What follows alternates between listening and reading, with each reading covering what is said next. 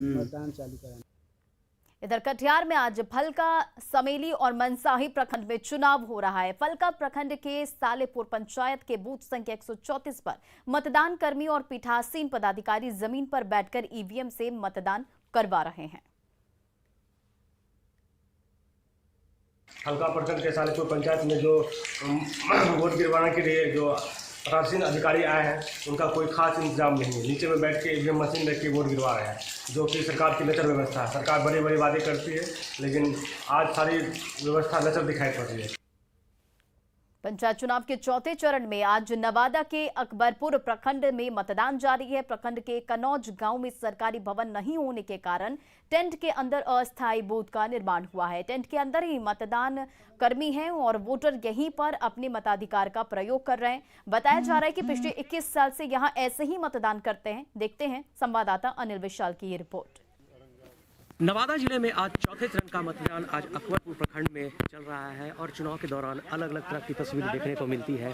और इस वक्त हम आपको तस्वीर अकबरपुर प्रखंड के कनौज गांव की दिखा रहे हैं, जहां पे बूथ संख्या 247 को एक चलंत बूथ बनाया गया है। इस गांव में एक भी सरकारी भवन नहीं होने के कारण एक चलंत बूथ का निर्माण जिला प्रशासन के द्वारा किया गया है, जहाँ आप इस वक्त देख सकते हैं कि एक टेंट लगाया गया है और उस टेंट में ही यहाँ पे मतदान कर्मी और ईवीएम रूम बनाया गया है।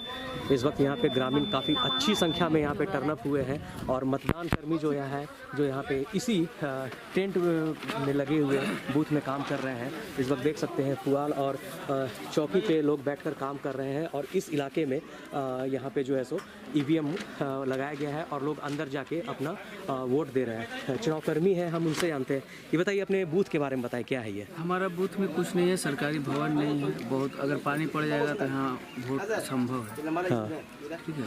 और बहुत दिनों से लिख कर दिया गया है, लेकिन यहाँ कोई व्यवस्था नहीं किया गया है सरकार की तरफ से।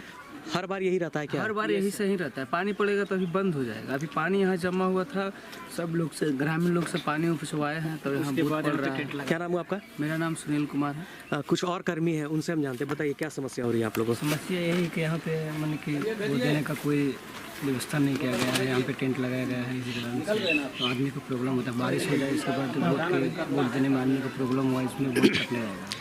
हाँ, हर बार ऐसे ही वोट होता है। जैसा कि आपने सुना, मतदान कर्मी बता रहे हैं कि कई प्रकार की समस्या का सामना करना पड़ता है। क्या आप लोग को दिक्कत होता है? उठाए आप सामने आप तो देखिए रहे हैं। अच्छा, कुछ नहीं साधन है यहाँ? यहाँ कुछ साधन नहीं, इसलिए आंगनबाड़ी है ने स्कूल कुछ है या तो सामने आप देख रहे हैं। और यही कारण है कि चलंत बूथ बनाया गया है। हर साल बनता है। क्या नाम है?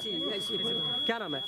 वीरेंद्र प्रसाद यादव। जैसा कि आपने सुना कि ग्रामीणों का भी यही कहना है कि यहाँ सरकार की तरफ से आज तक कोई व्यवस्था नहीं की गई है और यही कारण है कि आज तक यहाँ पे चलंत बूथ का निर्माण किया गया है और लोगों को अभी तक समस्या हो रही है। तो देखने वाली बात होगी कि प्रशासन कब तक इन जगहों पर परमानेंट बूथ का निर्माण करती है और लोगों को समस्या से राहत मिलती है। अनिल विशाल, न्यूज़ 18 नवादा। अगली खबर रोहतास से है। रोहतास के सेमरी गांव के पास NH 30 पर शराब से भरी कार दुर्घटनाग्रस्त होकर सड़क किनारे गड्ढे में चली गई। हादसे के बाद कार में आग लग गई। इस दौरान मौके का फायदा उठाकर गाड़ी में सवार 3 तस्कर फरार हो गए। स्थानीय लोगों ने इसकी जानकारी पुलिस को दी, जिसके बाद दमकल की मदद से आग पर काबू पाया जा सका। हालांकि इस दौरान एक अलग तस्वीर भी देखने को मिली, जहां कुछ लोग शराब की बोतल गाड़ी से निकालते दिखे। बताया जा रहा है कि गाड़ी में एक दराज बना था, जिसके अंदर शराब की बोतलें छिपाकर रखी गई थी।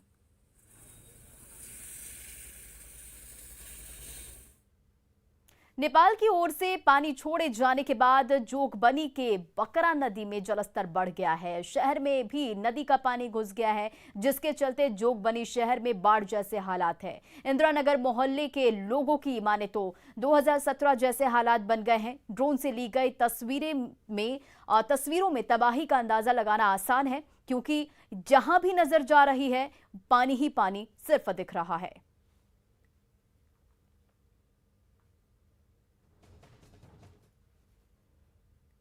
और लगातार हो रही बारिश की वजह से बगहा में गंडक नदी का जलस्तर बढ़ गया है। जलस्तर के बढ़ने से पीपी तटबंध पर दबाव बढ़ गया है। देखिए संवाददाता मुन्ना राज की ये रिपोर्ट। लगातार हो रही बारिश के बाद गंडक नदी के जलस्तर में वृद्धि शुरू हो गई है। हम आपको गंडक नदी की तस्वीर दिखाने की कोशिश कर रहे हैं। कल तक करीब 50,000 क्यूसेक डिस्चार्ज के साथ गंडक नदी का जलस्तर आगे बढ़ रहा था, जो बढ़कर 2 लाख पहुंच गया है। तो फिलहाल गंडक नदी का जलस्तर 2 लाख क्यूसेक पहुंच गया है और शांत पड़ी गंडक बारिश के साथ ही उफनाने लगी है। और नेपाल के तराई क्षेत्रों की बात करें तो लगातार हो रही बारिश के बाद नारायणी नदी का जलस्तर में वृद्धि हो रहा है और उसके बाद गंडक नदी के जलस्तर में भी भारी उफान दर्ज की गई है। और दूसरी तस्वीर हम दिखाने की कोशिश करें, देखिए सामने पीपी तटबंध दिख रहा है और पीपी तटबंध पर यह नदी का दबाव लगातार बढ़ रहा है और सीधे गंडक नदी का पानी पीपी तटबंध से टकरा रहा है, जिसके लेकर अभियंताओं की बेचैनी भी बढ़ गई है। तो बगहा में गंडक नदी के जलस्तर में एकाएक शुरू हुई वृद्धि के बाद अभियंताओं को अलर्ट पर रखा गया है। जिला प्रशासन की पूरी टीम ने जल संसाधन विभाग के अभियंताओं को सतर्क रहने का आदेश जारी किया है। वहीं हम बाढ़ की बात करें तो फिलहाल 2 लाख क्यूसेक गंडक नदी का जलस्तर बढ़ रहा है और ऐसे ही बारिश होते रहा तो सीधे तौर पर गंडक नदी का जलस्तर बढ़ेगा। तो कुल मिलाकर कहें तो एकाएक शुरू हुई बारिश ने गंडक नदी के जलस्तर में वृद्धि के बाद निचले इलाकों में रहने वाले लोगों की मुसीबत बढ़ा दी है। अब देखना होगा कि बारिश आगे ऐसे ही होते रहा तो एक बार फिर उत्तर बिहार का एक बड़ा इलाका गंडक नदी के बढ़ते जलस्तर के कारण बाढ़ की तबाही झेलने को मजबूर हो जाएगा। मुन्ना राज, न्यूज़ 18, बगहा। कामयाबी की कोई कहानी एक दिन में मुकम्मल नहीं होती, लेकिन ईमानदारी, लगन और सच्चा संघर्ष हो तो सफलता की कहानी एक दिन पूरी जरूर होती है। देश में श्वेत क्रांति यानी दूध क्रांति लाने वाले अमूल का सफर गुजरात के सिर्फ 2 गांवों से शुरू हुआ था। 75 साल का हो चुका अमूल भी पूरे देश के साथ आजादी के अमृत महोत्सव की खुशियां मना रहा है। आइए आपको रूबरू कराते अमूल की सफलता के सुनहरे इतिहास से।